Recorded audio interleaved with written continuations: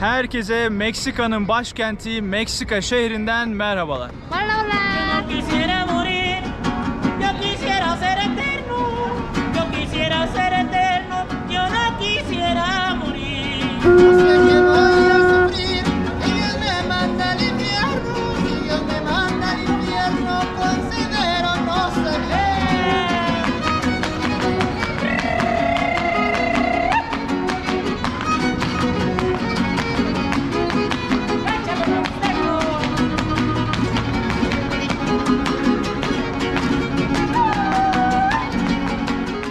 Şu an dünyanın en büyük ikinci meydanı olan Zócalo meydanındayız ve Meksika'nın merkezindeyiz. Başkent Meksika'da Latin Amerika'nın en büyük ikinci şehri ve 20 milyon insan burada yaşıyor. Gördüğünüz gibi Meksika şehir merkezinde São Paulo'daki gibi boş eski binalar var, terk edilmiş, önü evsizlere bırakılmış. Yani São Paulo'nun merkezine göre çok daha iyi ve evsiz sayısı az. Yani São Paulo'nun merkezinde ilk gün her köşe başı evsizdi, ancak burası biz sadece bir ya da iki tane gördük böyle eşyalarıyla yerlerde yatan.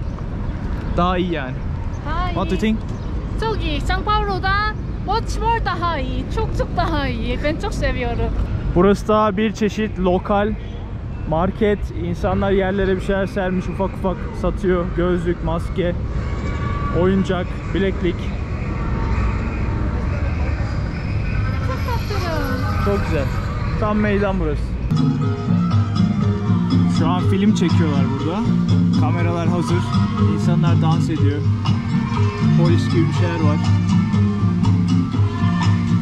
Bayağı iyi.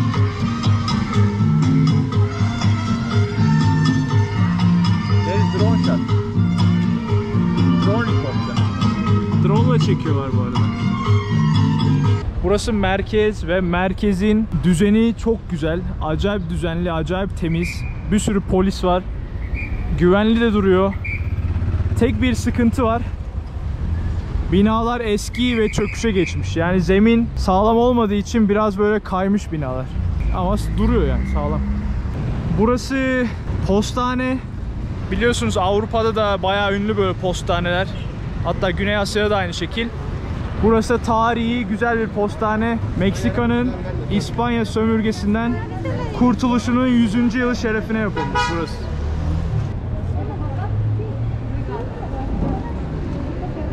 Código QR o registrarse en esta hojita. Registro de su visita, por favor. Buenas tardes, caballero. Adelante, bienvenido. It's post office. Upper there, people really working Really? upper there. That's why for tourists it's not a road to go. But this building is really historical and so meaningful and one of the beautiful, amazing building in Mexico City. Meksika'daki en güzel binalardan biri diyor, tarihi. Dediğim gibi İspanya'dan kurtuluşun 100. yılı şerefine yapılmış bir bina. Yani 1900'lü yıllarda. Burada İspanya sömürgesi 1500'lerde başlıyor, 1800'lerde bitiyor. Abi görüyorsunuz değil mi binanın yamukluğunu? Tam şöyle hizalayayım da. Bina şöyle eğilmiş yani. Bunun sebebi buranın altının eskiden göl olması. Bak buralar da aynı. Bir eğiklik, yamukluk var her yerde.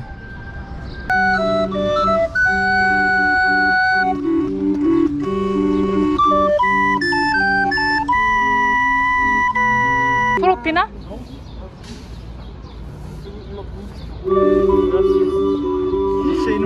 Burada tarihi önemli insanların da heykelleri var bak. Toto Cuihuatzin diye bir adam.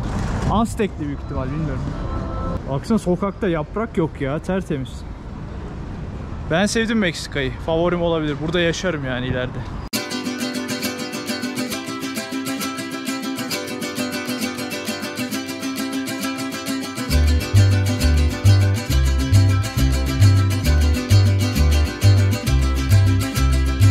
Bak bina yamuk ya, gözüküyor mu bilmiyorum ama ben çok net görüyorum. Portekiz İspanyol mimarisiyle yapılmış. Burada bir protesto var. Evet, they just put dead body. Öldürülen insanları koymuşlar, direkt asmışlar yani. Göstermeyeyim fazla. Çok ilginç değil mi? Baya böyle merkeze, yani meydana çadır kurmuş yatıyorlar. Protesto amaçlı.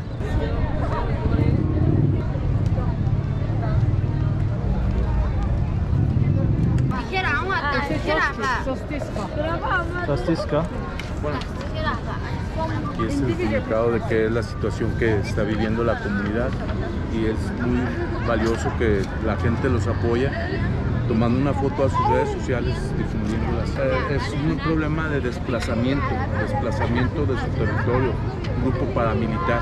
Paramilitares son al servicio pues de otra, vamos, de grupos criminales y a ellos los atacaron, los desplazaron y ellos vinieron aquí a pedirle al gobierno esto, nada más que pues obviamente no hay mucha respuesta. There's the dangerous people group and they attack these people and 40 people died. Fue en Tierra Blanca, Copala, en Oaxaca.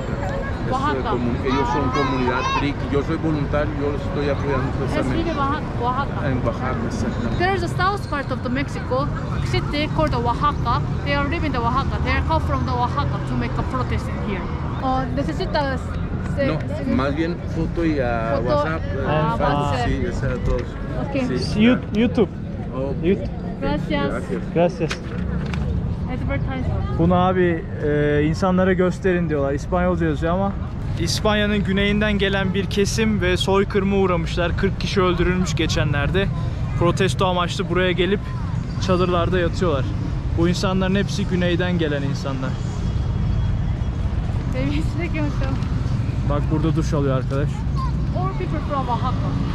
Oaxaca. Oaxaca. Oaxaca. Yeah. Normalde bu tarz çadırlı protestoları ben de ilk defa gördüm. Anlamı hani önemli binaların, devlet binalarının önünde hani bakın biz buradayız, problemimiz var, sorunumuz var, sizin gözünüze sokmak istiyoruz demek için. Meydanın ortasında böyle çadırlar kuruyorlar. Ve direkt şeyin önünde yani, önemli belediye binalarının önünde. O genişliği, caddelerin büyüklüğü çok güzel ya, tertemiz, aşırı beğendim.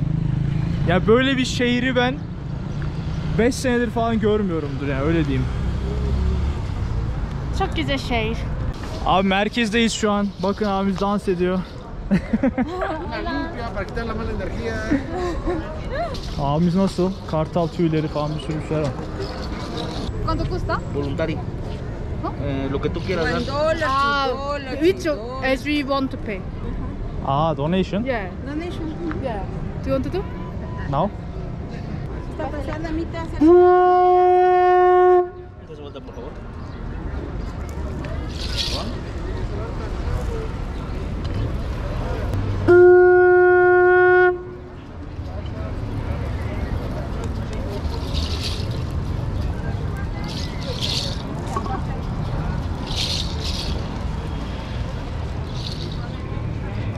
Está pasando, caballero, a hacerse una limpia, una purificación con incienso de su mano. Ahorita pásale.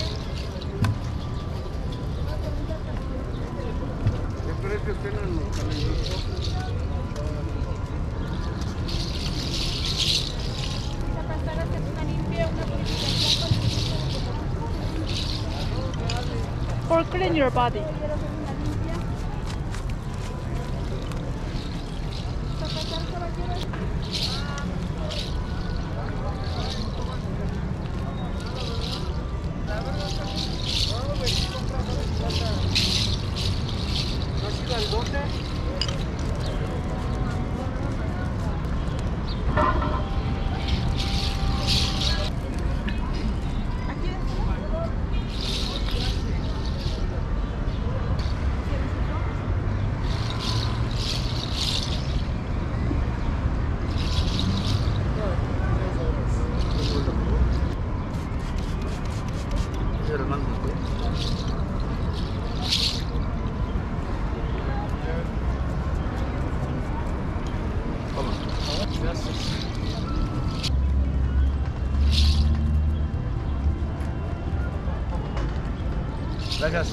Gracias.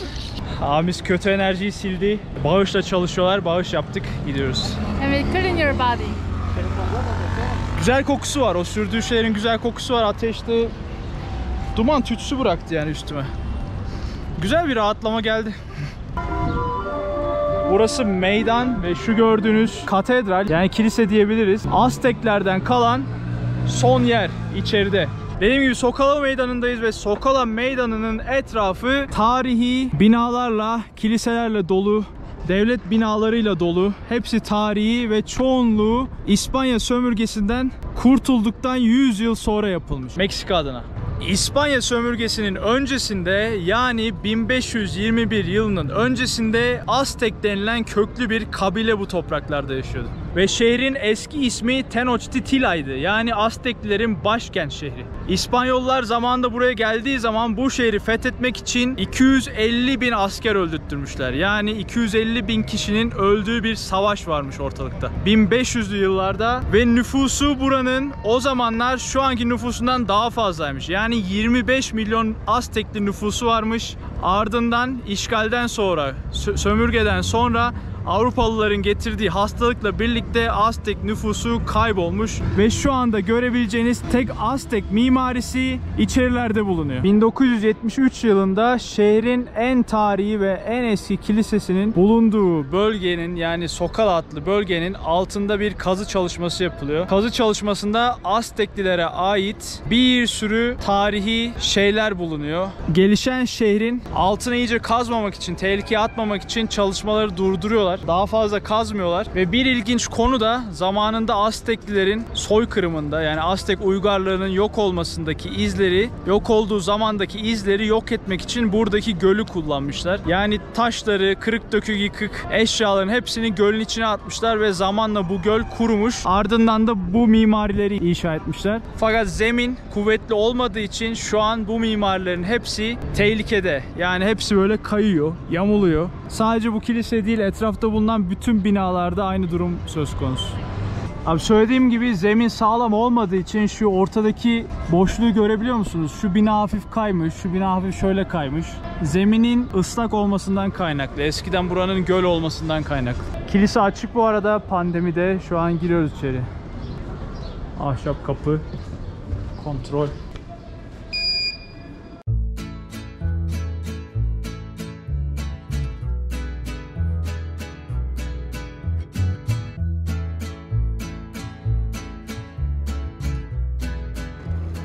Deprem için yapılan teknolojik bir aygıt. Çok sallanınca deprem oluyormuş. Burası da kilise önündeki satıcılar. Bak taşlar satıyor abi.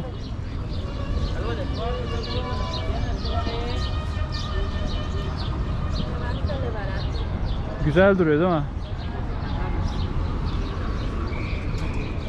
Tam kilisenin önünde.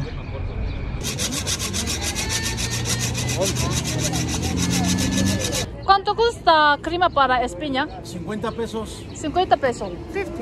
100 pesos este el grande. Grand pickle is 100 100. pesos. Para España, ¿sí? Sí, para eso es.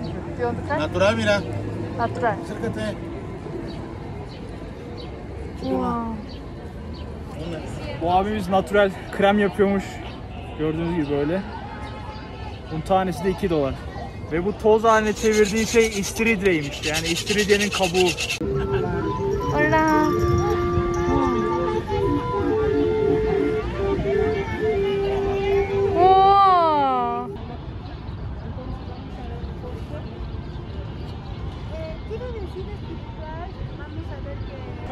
Buradaki abilerimiz yine bana üfleyen gibi.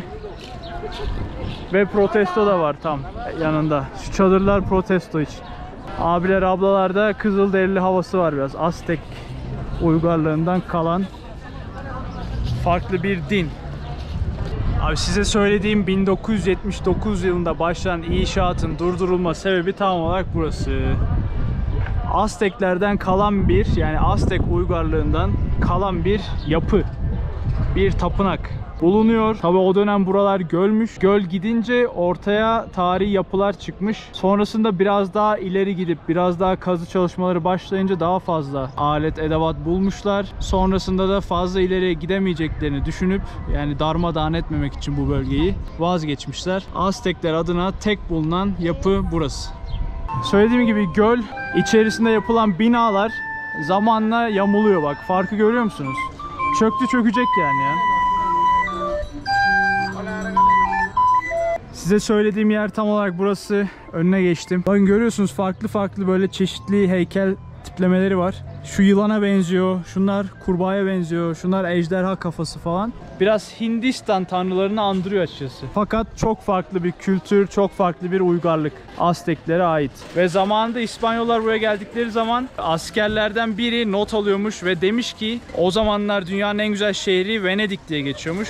Adam demiş ki burayı keşfettiğimizde Venedik'ten daha güzeldi. Ve Venedik'i de biliyorsunuz su üzerinde yüzen bir şehir.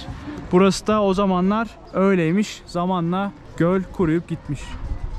Bakın size söylediğim şey şu. Üstünü kapatmışlar şehir için. Fakat bütün o tarihi şehir dipte kalmış. Sonra zamanında tekrar kazmaya başlanınca 1979'da anlaşılmış ne kadar değerli yapıların içerisinde bulunduğu. Şu bildiğim bir su kanalı gidiyor böyle. Oralarda bayağı alet edevat çıkarmışlar yani. Burası bir tapınak. Güneş tapınağı, ay tapınağı falan diye geçiyor. Karışık. Abi şu taş farkını görüyorsunuz değil mi? Azteklerin taşları da böyleydi aşağıdan gördüğümüz. Burada yapıları eski Aztek, yıkılmış Aztek binalarının üstüne kurmuşlar. Yani hazır bir zemin varken üstüne direkt binayı inşaat ediyorlar. Kilise falan hepsi aynı şekilde. Burası da Katolikler adına yani Hristiyanlar adına yapılmış bir pasaj. Her şey Hristiyanlıkla alakalı. Ve Latin Amerika'da Hristiyanlık adına en güçlü Katolik ülke Meksika'ymış. Abi Garibaldi meydanına geldik ancak turist olmadığı için hiçbir insan yok neredeyse. Sizlere mariachi'yi gösterecektim. Abilerimiz böyle ünlü kıyafetleriyle güzel müzikler çalıyor. Ve buranın da ünü, şanı, her şey onlardan geliyor. Hadi gidip birkaçına bakalım ama çalmıyorlar. Plazamız burası. Garibaldi abilerimiz söylüyor. Hola. Gracias. Abilerimiz böyle grupları var. 5-4 kişi falanlar genelde. Şurada da abiler var. Böyle burayı coşturuyorlar normalde ancak şu an kimse yok görüyorsunuz. Abiler her köşede bir sürü yaklaşık burada. Música mariachi. Lindo.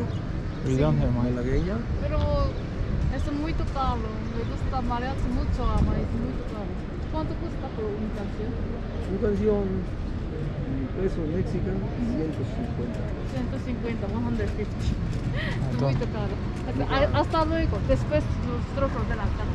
Gracias. Gracias. Bak dediğim gibi abiler burada. Orada var. Ufaktan bir abi tıngırdatıyor. Turist yok. Onlar da sıkılıyorlar. Normalde burada bayağı para kazandırıyor onlara bu iş. Ancak şu an boş yani. Of course.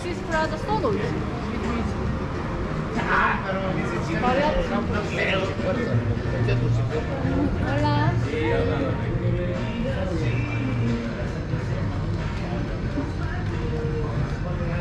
Gördüğünüz gibi bir şarkı 150 peso dedi yani 7 dolar. Ancak üzerimizde para yoktu. 500 vardı açıkçası veremedik. Zaten pahalı da açıkçası. Yani... Normalde çok turist varsa muito müzik var. Ama şimdi turist yok, müzik de yok. Aynen. Neyse YouTube'a mariachi yazıp izleyebilirsiniz. Burası şehir metrosu. Bayağı böyle gelişmiş. Şöyle şuradan gidelim fiyatlara bakalım efendim. Metro Estación Garrido. ¿Cuánto cuesta? 5 pesos por personas. Dos. Ok, dos por favor. 10. Gracias. Gracias. Kişi başı 50 yani çok soçim. Ya, çok ucuz. 50 değil ya 5. 25 cent. Ya, çok ucuz. 25 cent. Kaç 2 lira yapıyor. Uygun bayağı iyi. Böyle geçiliyor.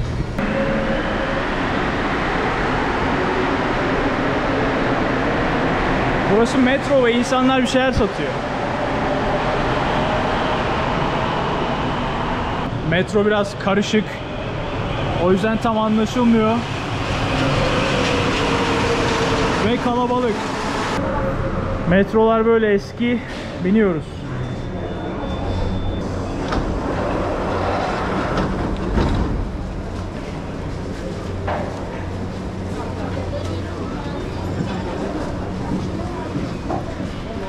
Böyle bir metro. Güzel mi? Ya, güzel ama çok old. Metro çok eski. Çok kalabalık abi. Tatil weekend.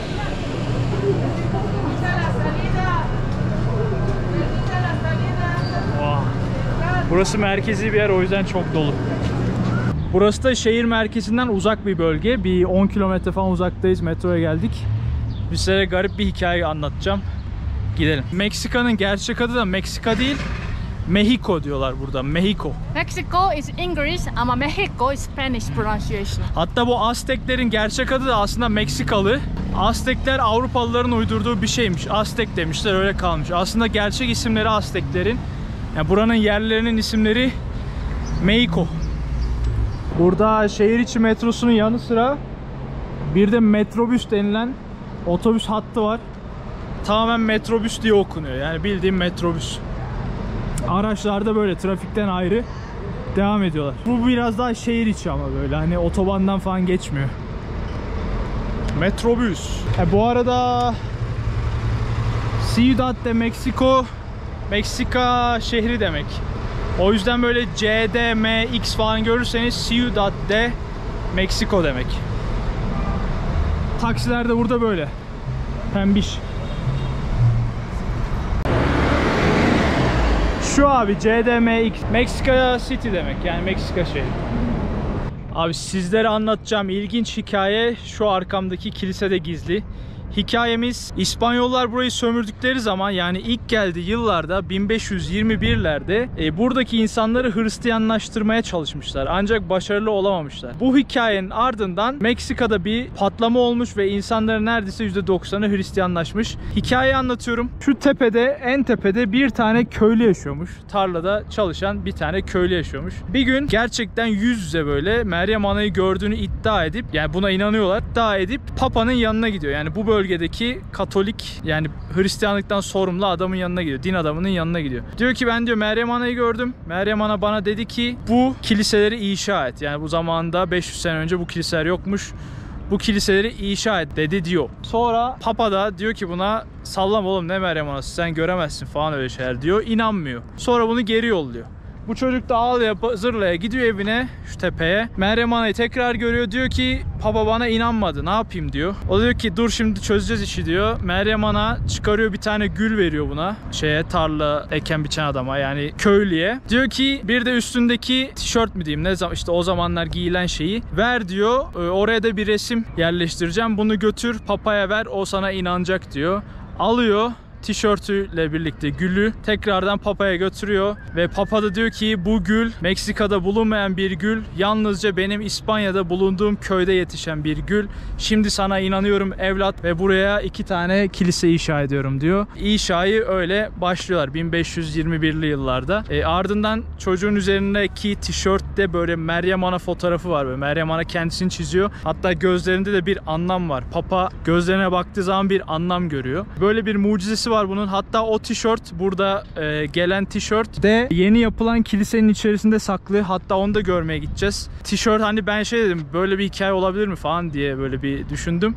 Biraz da araştırdım. Hatta Amerikalı bilim adamları gelmiş, tişörte falan bakmış. O tişört dediğimde yelek, işte o zaman giyilen kıyafet. Üzerindeki boyama çalışmalarına falan bakmış ve böyle bir desenin, böyle bir boyama çeşitinin, böyle renklerin, böyle bir düzenin, böyle bir şatafatlı resmin dünyada bulunmadığına şahit olmuş. Bu teknolojiye çizilen bir tişörtün bulunmadığını ispatlamış yani. Bu dünyada yaratılmadığını öne sürmüş Amerikalı bilim adamları, göklerden indiğini onaylamış yani. Bu hikayenin ardından da Meksika'nın %80'i Hristiyan oluyor. Ardından da İspanya'dan kurtuluşlarında bu tişörtü simge olarak kullanıyorlar. Tanrı bizi kurtardı diyerekten. Ayrıyetten binaları görüyorsunuz. 5 yıl önce yapılan kiliseler şu an zemin güzel olmadığından dolayı yine batıyor. Zemin probleminden dolayı yamulmuşlar bak. Ve bu hikayenin onayı da Roma bildiğin defterlere yazıyor yani. Bu dönemin papası bile bu hikayenin varlığını öne sürüyor. Böyle bir hikayenin olduğunu onaylıyor. Hatta tarihi bile belli. 12 Aralık annemin de doğum günü. Bütün bayramlarını, bütün kurtuluş tarihlerini falan İspanya'dan 12 Aralık'ta kutluyorlar. 12 Aralık çok önemli bir gün Meksika için. Dediğim gibi o tişörte çizilen Meryem Ana da sembolü. Tablo şu abi arkada. Zoomlanmıyor daha fazla sanırsam. Bu tablo yani 500 yıl önceden kalan bir tişört. Ve bu eski kiliselerde inanılmaz bir eğim var. Hatta eğim hesabına göre Pisa Kulesi'nden daha eğimli olduğunu ispatlamışlar. Kameraya gösteremiyorum ama bayağı eğimli. İçerisi komple batmış zaten. İçerisi çöktü, çökecek. Bilmiyorum o eğimi neye göre hesaplamışlar ama bayağı şu falan hepsi eğimli yani. Buradaki zemin bile eğimli. Bu dizikleri taş bile yamulmuş yani. Böyle bir bölgedeki hikaye yani mucize. İnsanları inandırmaya süren bir mucize yani. İnsanlara iman veren bir mucize. O buradan daha çılgın duruyor. Düştü düşecek yani öne doğru. Yıkılıyormuş şimdi gözümüzün önünde. Çok fena. Bu hikaye Azteklilerin zamanından geldiği için buraya da onları anma amacıyla bir yapı kurmuşlar. Saat Kulesi İspanya tarzıyla Aztek tarzını birleştirmişler. Şurada garip bir figür var. O Aztek figürü. Azteklilerin de o zamanlar güneş tanrısı, ay tanrısı, işte yıldızlar, birçok çeşitli tanrılara inanıyorlarmış. Hatta Azteklilerin o dönem kendilerine ait bir alfabeleri de varmış. Bak dönüyor şu an. Gördüm, hepsi bir oynadı. Şuradaki hayvanlar, işte çizimler, farklı figürler, onların hepsinin bir anlamı varmış yani. Bildiğin Çin alfabesindeki her karakterin nasıl bir anlamı varsa buradaki her çiziminde ayrı bir anlamı varmış. Dediğim Aztek saati de bu. Şu an hala çalışıyor. Çalışıyor bayağı, hareket ediyor. It's moving. Oh, nice ya. Burada Meryem Ana'nın Azteklilere nasıl güneş gibi doğduğunu göstermeye çalışıyorlar. Şunlar bildiğin Aztekli Kızılderililer yani yerliler. Meryem Ana'ya inanmışlar, imana gelmişler. Dediğim gibi bu bölge 25 milyon nüfusluk bir yermiş. Azteklilerin de dini inançlarını, ibadetlerini yerine getirdikleri bölgelere onların ibadethanelerinden daha büyük tapınaklar, daha büyük kiliseler yapmışlar ki Hristiyanlığın gücünü onlara gösterebilsin. Bu tür mucizelerle birlikte de Azteklilerin inancını ortadan silmişler. Yani onları tamamen Hristiyanlaştırmışlar.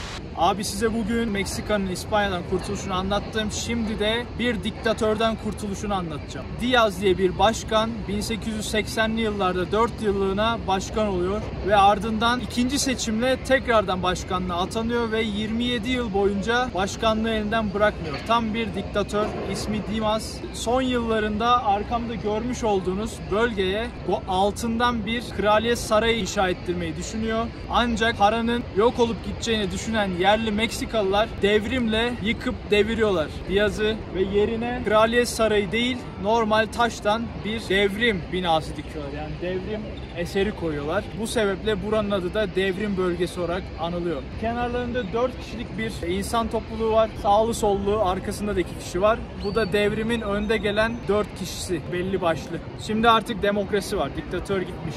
Sizlere bugün Meksika'nın başkenti Meksika şehrini anlattım. Umarım videoyu beğenmişsinizdir. Bir sonraki video Meksika'dan devam edecek. Kendinize iyi bakın. Görüşmek üzere. Hoşçakalın. Bay bay. Bye bye. Ben Oğuzhan Tıraş. Eğer gezi videolarımı beğendiyseniz abone olmayı unutmayın. Bu kanalda dünya üzerindeki bütün ülkeleri hep birlikte gezeceğiz.